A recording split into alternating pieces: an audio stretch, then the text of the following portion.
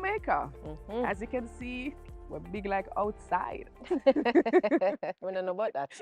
We are We are outside. outside. Yes.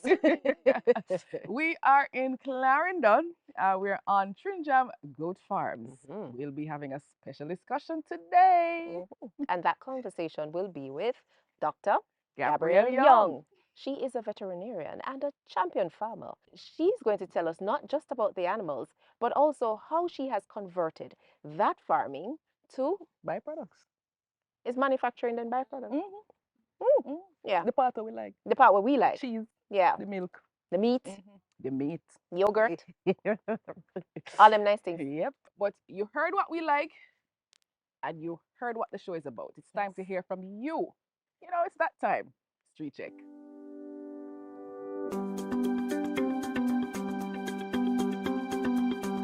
Government need to provide more resources to help them so that our farmers can, create the more, what you would call it now, the more industrious, help them provide better loans, help them get loans, help them get their produce, sales, all of that. Finances from the government to local farms. That will, in my opinion, will help boost it the most.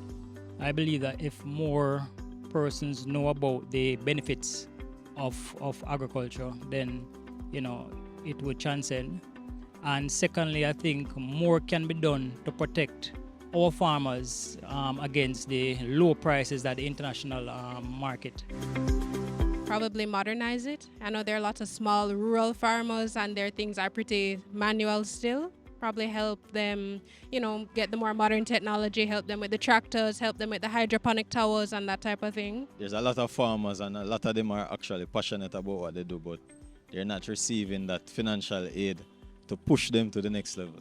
So I believe that's something that we need to work on. Farming can be incentivized. So, even to get young farmers involved, have programs that looks interesting for the youth so that it can gain more attention. The main problem that the farmers are having is with predial larceny, I would think. And so anything that can be done to prevent or to curb that, like using drones and other form of technology, I think that would be important.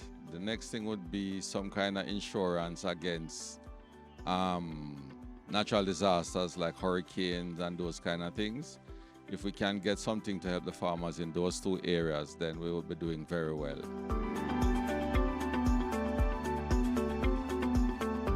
So we're back from the streets. Always good to hear about the people, what them think and what they think they know. Yeah. So come with us as we explore another conversation in our series, Centrally Speaking. All right, so we are in Clarendon. As we said earlier, we're talking with Dr. Gabrielle Young. She's a veterinarian and a champion sheep farmer. We are on her farm, and she's going to help us to understand the economic impact of agriculture and especially cattle rearing, ruminant rearing in Jamaica. Dr. Gabby, Yes. as your welcome to Centrally Speaking. Thank you for having me. All right. All right. So, Dr. Gabby, let us start off. A little birdie told me that you are not Jamaican. No, I'm not Jamaican. I'm actually Trinidadian. Yeah. I'm born and raised in Trinidad. And I came to Jamaica for a job. I was offered a job right out of school, finishing vet school. They said, do you know anybody? The lecturer came in, do you know anybody who would like to go work in a clinic in Jamaica? And I said, well, why not? Jamaica, Trinidad, what's the difference? And I just packed up my bag and I said, 3 weeks later, I was in Jamaica working at the JSPCA and learning as a brand new vet in Jamaica. Jamaica Society.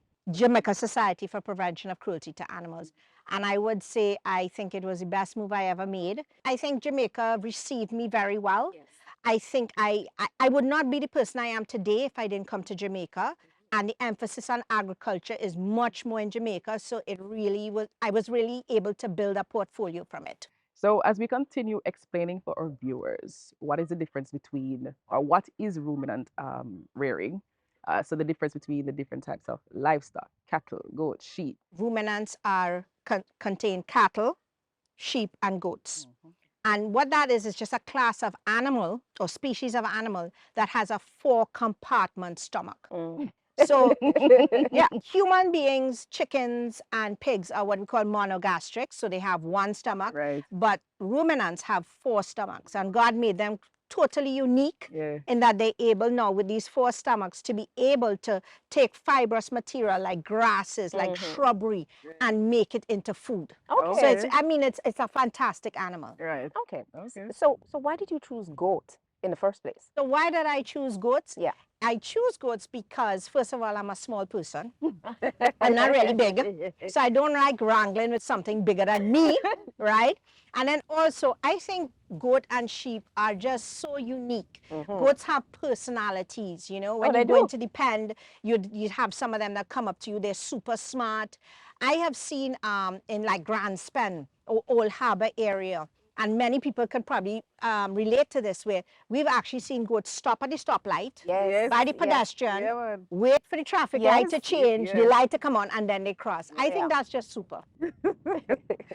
So the typical farmer is a man, you know, like a draw a rope, lasso it, come here, whoo, yeah. So it's not a typical female. All right. So, but notwithstanding, how has your foray in farming been? And then what are the innovations that have borne fruits in ruminant farming? Being a woman Yes. in farming Yes. is it's a little more challenging than you would expect. Yeah.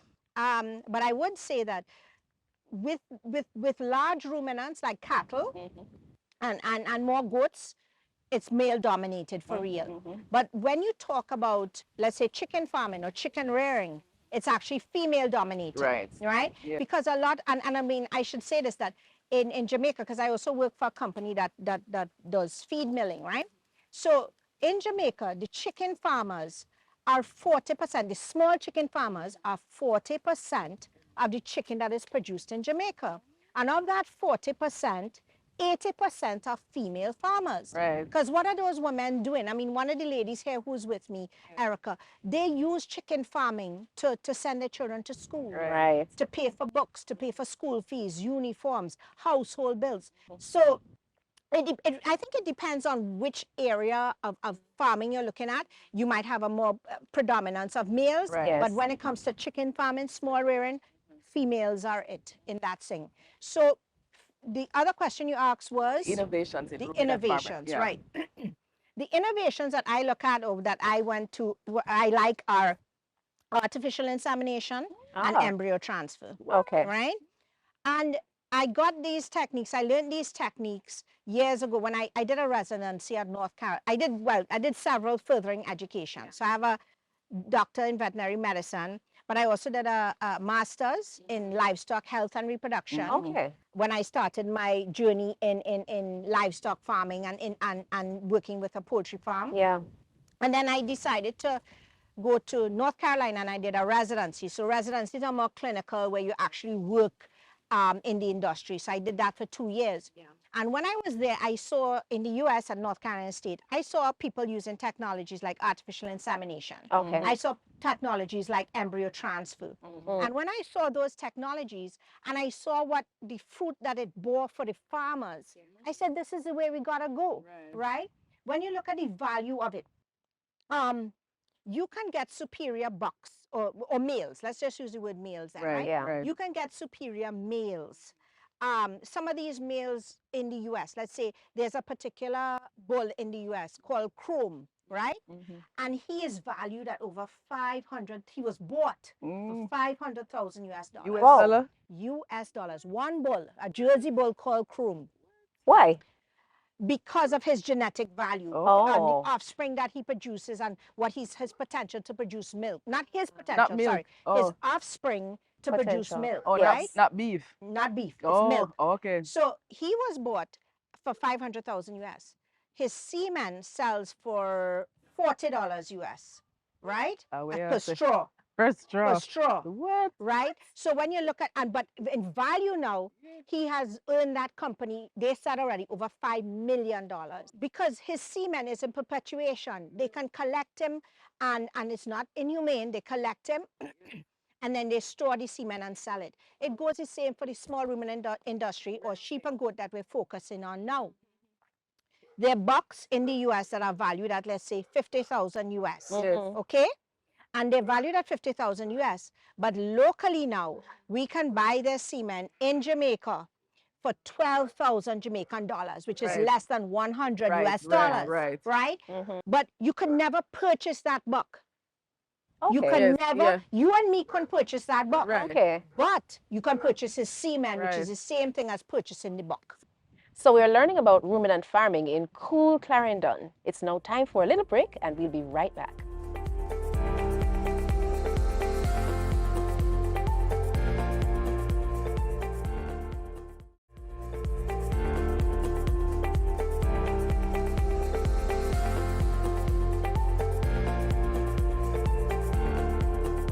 So welcome back to Centrally Speaking. You can see the excitement on our faces. We're in Clarendon. We're talking to Dr. Gabrielle Young. She is a champion farmer of sheep and goats. You know, before we took the break, we were talking about the innovations, artificial insemination and transferring eggs to another animal. All right, so we're talking to Dr. Gabrielle. We're continuing the conversation now.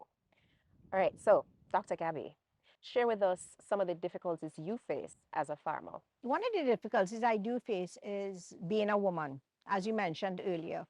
The reason is that it's a new thing. I wouldn't say it's new, but especially in the field I am in, there are not many women in that ruminant field with cattle, with sheep, with goats. And definitely not the size of which I have decided to make it. Okay. So I found some men were very welcoming and very nice to me. And then some were a little bit skeptical, like, oh, she's a little young girl. We're not really taking her seriously. But I would say, in the end, you have to prove yourself. I think that's everywhere in life, whether you're male or female, you prove yourself. And I think I've proved myself, so I've been welcomed into the community. I have some older guys or some guys who, they're like fathers to me. Besides my father, they're like fathers to me. You know, Mr. Dwyer around the corner there, he always talks to me, Gabby, so how things going? Where you think we need to go with the sheep industry? Where you think we need to go with the cow industry? And we have conversations. So it's been a challenge, but I think I proved myself, and I'm a pretty tough lady. So small but tough. Or you say what? Small but talawa? Right. Little but talawa. I should stick to the non-Jamaican sayings, I guess. But anyway, I think some of the challenges too is pretty larceny. Oh, yeah. That has been, we suffered 2 events. One event was when I was sick, and I couldn't come down here for about 2 years, but that's another story. And the other one was, it happened right on farm. So a lot of the predial larceny, it's not the big larceny that we think that people come inside and invade. I think a lot of the predial larceny happens in farm, on farm, with your own workers. And that's really sad, because it's people that you trust. So one of the issues I think of dealing with it is, of course, pay, right? I try to give them a fair wage. We always pay above minimum wage. I try to also train my people, training them and showing them why we're doing things, how we're doing things. And I tell them all the time, when I train you or I'm showing you how to do something, I'm not training you because I want you to do the task. Yes, I'm training you because you're also learning a skill. Yes. And that skill you can't leave, I can't take it from you. No. You leave with it. So 1 or 2 who have left for various reasons always come back and say, Miss Gabby, thanks for helping me, because I was able to say I could do hoof trimming, I could do vaccinations, I could do this, that, and the other, which sets them apart from the regular farm attendant. And I don't call them workers, I say farm attendant. I believe it's a profession. Yes. So I think we need to change the narrative, change the view of how they see themselves, make sure that they understand this is a profession, right?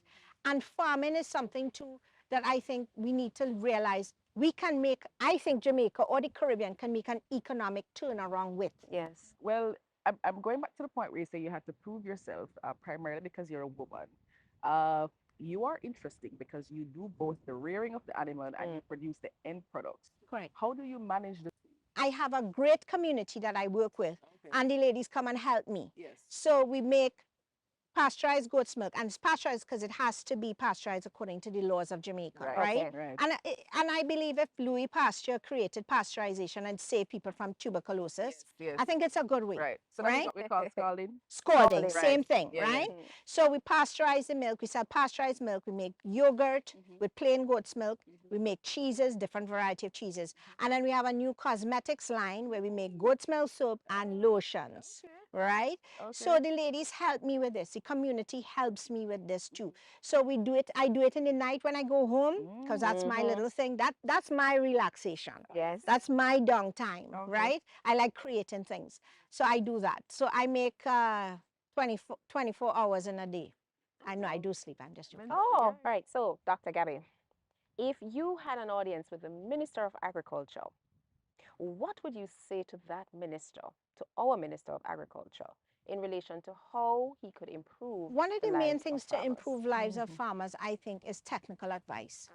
Technical advice. I know people may say, you know, I don't believe in giving people things. I think you don't value it as much as if you understand it, right? So education is key. I think technical advisors, and we do have RADA does have technical advisors, but I think we need to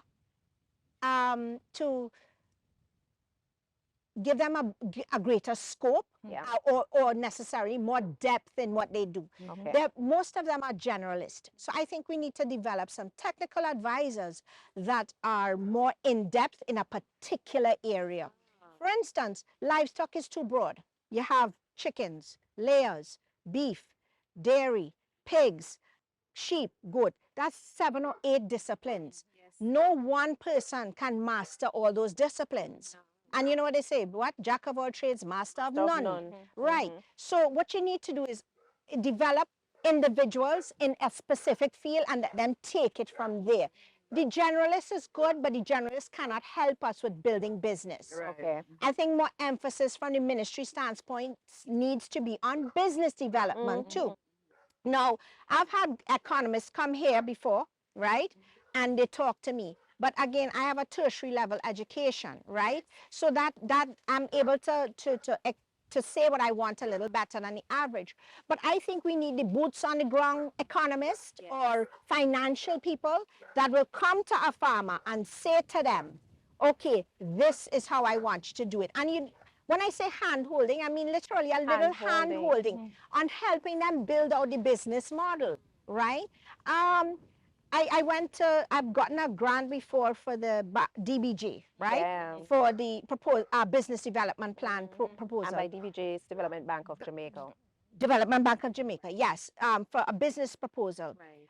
But I could see that it wasn't hard, but I could see that a farmer may be daunted by it. If you're not too tech savvy too, right? Yeah. The application process. The Yeah. application process. Yeah. So they need, and I think they do have it, but farmers don't know maybe sometimes. So the advertising of it that, okay, we will hold your hand through the process, and the patience of knowing that, listen, come and sit with me and let's walk you through the process. I think a little bit of that too, right? So, I mean, there is some structure there, but the structure needs to be developed more. One of the issues that we're having too, and livestock farmers tell me this all the time, is there's not enough veterinarians in Jamaica that do livestock. Oh, True. okay. So what has happened is that there was a subsidy before for veterinarians to study veterinary medicine. That subsidy was removed a few years ago. And it's quite an expensive program, right? I didn't benefit from it. I had to pay my way, but that's okay, right? So it may be cost prohibitive to a lot of people who have the brain power, but don't have the means. Right. So we need to look at what our needs are as a country and say, okay, we need doctors, we need veterinarians. Let's subsidize 2 veterinarians a year, but we need to retain them now when they come back and pay them adequately so that they stay. And then if we have, years ago, like in the 70s and 80s, I understand Jamaica had veterinary clinics in each parish that addressed the needs of the livestock farmers. And that was independent of RADO? Yes. Okay. It was manned by the Veterinary Services Division. Okay. So and they're still there. Those offices are still there, right? But there's nobody to man them. So there's veterinary clinics in each parish. I think that would help the livestock sector too, Yeah. where you can have that higher level technical advice. So we can have veterinarians who will man those stations or man those clinics so livestock farmers can have the help that they need. Because too many farmers come to me, and I mean, I'm one person, we have other vets working with us too, but we're not enough. We're maybe 5 vets. Yeah. That can't cover all of Jamaica. Mr. Minister, Yes, you have been charged. specialization, so specialists. We also want business development. Yes. We also want Funding. funding. Funding for Yes. tertiary education. Mm. Yes. And disperse services Right. so that our farmers can go and have access to vets. And Yeah. more focus on livestock. Yeah. Yeah. It's a big charge, Minister. It's a tall order. We know you're up to it. So I know you've been enjoying the conversation as much as we have been talking to Dr. Gabri at Trinjam Goat Farm in Clarendon. There's more to discuss, more to learn, more to know. But join us on another episode of Centrally Speaking for that discussion. But for now, we throw to the break.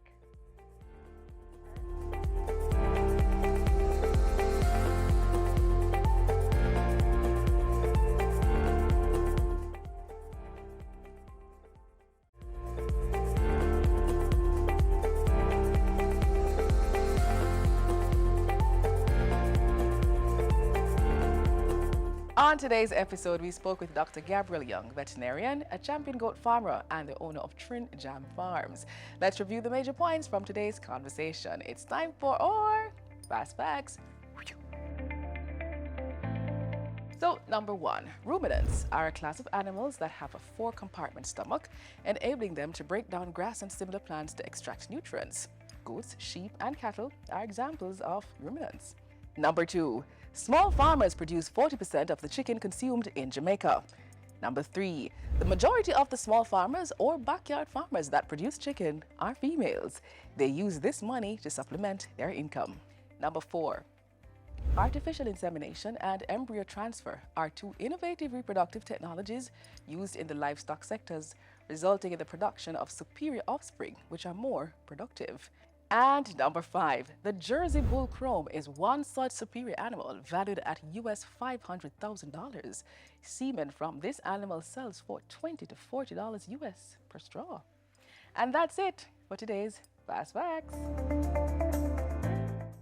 And that's it for today's program. Now remember, we have to continue this conversation with Dr. Gabrielle Young in our next episode, so ensure that you stay tuned.